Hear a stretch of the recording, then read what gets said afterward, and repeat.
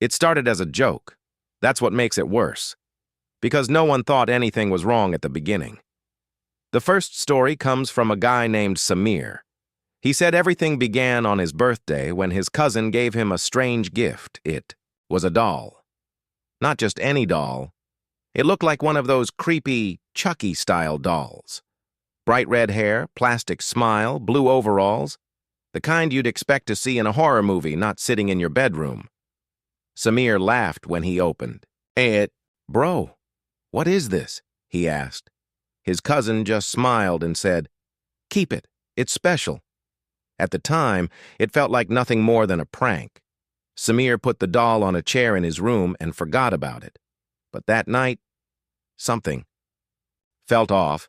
He said he woke up around 2:30 a.m. for no reason, no sound, no nightmare, just a sudden feeling like someone was watching him. He opened his eyes slowly, and the first thing he noticed, the chair was empty. The doll was gone. At first, he thought maybe it fell. So he leaned over his bed and looked down. Nothing. Then he turned his head toward the door, and his entire body froze. The doll was sitting there, right in front of the door, facing him. Samir told himself he must have moved it earlier and forgotten. That's what made sense. But deep down, something didn't feel right. He got up, picked it up, and placed it back on the chair. Then he locked his door and went back to sleep. The next morning, things got worse. There were scratch marks on his arm. 3 long, thin scratches, fresh.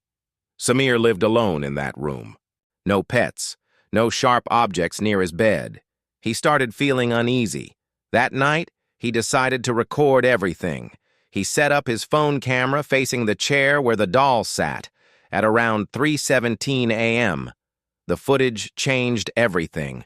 The doll's head slowly turned. Not suddenly, not like a jump scare. Slow, controlled, unnatural movement. Then its arm lifted slightly. Samir said when he watched the footage the next morning, he felt like his heart stopped. Because right after that, the doll looked directly into the camera and smiled. Not the same plastic smile, a different one. Something alive. That same day, Samir threw the doll away in a dumpster far from his house. He thought it was over. But that night, he woke up again. 30 a.m., same time, same feeling. He slowly sat up. And there it was, sitting on the chair again, covered in dirt. And this time, its eyes were open. The second story comes from a girl named Ariba. She said she never believed in haunted objects until she visited her aunt's house. Her aunt lived in an old house outside the city. Quiet area. No neighbors close by. Ariba was staying there for a few days during holidays. On her first night, she noticed something strange in the guest room. A doll. Same red hair. Same outfit. It was placed neatly on a shelf above the bed. She laughed and said to her aunt, "Why do you keep something so creepy in here?" Her aunt didn't laugh. She just said, "Don't touch it." That was it. No explanation. That made it worse. That night, Ariba couldn't sleep. The room felt heavy, like the air was thick. She kept looking at the doll. Something about it felt wrong. At around 1 a.m., she heard a soft sound, like footsteps. Inside the room, slow, dragging footsteps. She sat up immediately. The room was dark, silent again. Then she looked toward the shelf, and her stomach dropped. The doll was gone. She turned on the light quickly. Nothing in the room. But then she heard a faint giggle from under the bed. Ariba froze. Her breathing got heavy. She didn't want to look, but she couldn't ignore it. Slowly, she leaned over and looked down. At first, she saw nothing, just darkness. Then, 2 glowing eyes appeared, and a whisper. Come down! Ariba screamed and jumped back. She ran out of the room and into her aunt's bedroom. Her aunt didn't look surprised. She just said quietly, "You saw it, didn't you?" Ariba nodded, shaking. Her aunt then revealed something disturbing. That doll wasn't bought, it was found. Years ago, after a fire in an abandoned house nearby. Since then, strange things had been happening. People hearing voices, seeing shadows, and anyone who tried to get rid of the doll, it always came back. That night, Ariba refused to go back into that room. But the next morning, when she went to pack her things, the doll was sitting inside her suitcase, looking up at her, smiling. The third story is the most disturbing. It comes from a security guard named Faisal. He worked night shifts at an old toy warehouse that had been closed for years. The place was huge, empty, quiet, except for one section, the storage room.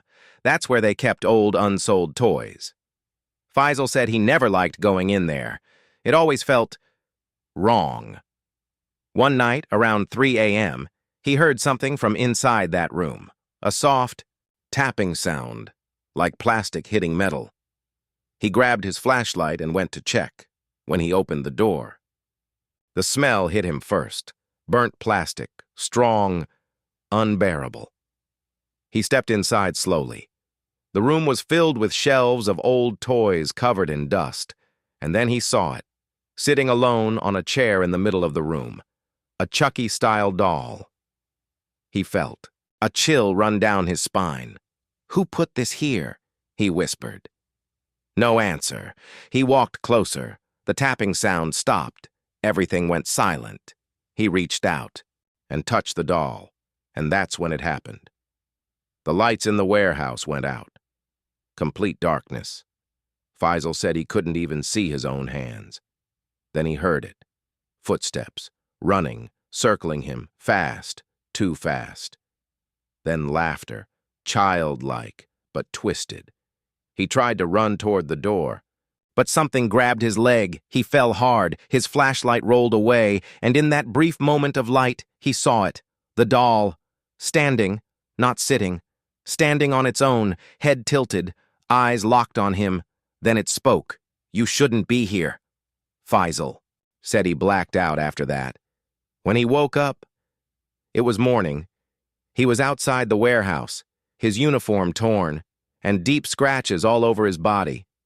He quit his job that same day. But before he left, he checked the storage room one last time. The chair was empty. The doll was gone. But on the wall behind the chair, there was something written, scratched into the surface. "Found you." So now the question is, what exactly is this doll? A cursed object? Something possessed? Or something much worse, pretending to be a toy? Because in all three stories, there's one thing in common. No matter where it goes, no matter who tries to get rid of it, it always comes back.